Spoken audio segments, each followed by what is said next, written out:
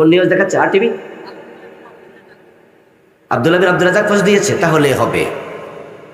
ইন্না লিল্লাহি ওয়া ইন্না ইলাইহি রাজিউন। পড়ুন, ইন্না লিল্লাহি ওয়া ইন্না ইলাইহি রাজিউন। ইন্না লিল্লাহি ওয়া ইন্না ইলাইহি রাজিউন। আল্লাহুম্মা ইগফির লাহু ওয়ারহামহু ওয়াআফিহি ওয়া'ফু আনহু ওয়া আকরিম নুজুলাহু ওয়া ওয়াসসা মুদখালাহু।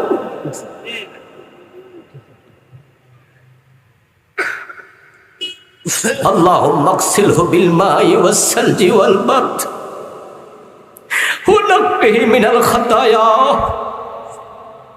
كما ينقى الثوب الأبيض من الدنس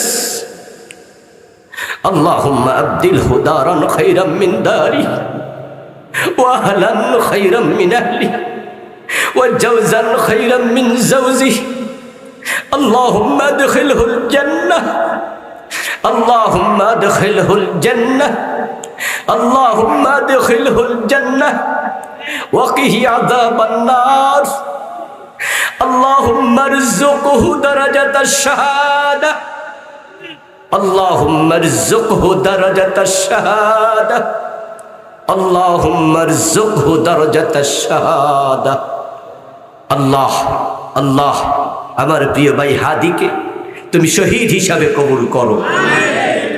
ইয়া আল্লাহ, তাকে তুমি জান্নাতের উচ্চ মাকাম তুমি দান করো। বাংলাদেশ এক সূর্য সন্তানকে হারানো।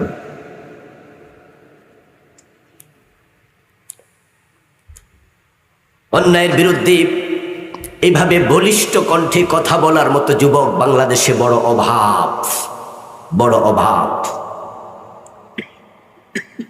তার কিছু ভিডিও ক্লিপ আহত হওয়ার পর থেকে সোশ্যাল মিডিয়ায় খুব দেখা যাচ্ছিল, কিভাবে শাহাদাতের জন্য তার কামনা, তীব্র ভাষণা।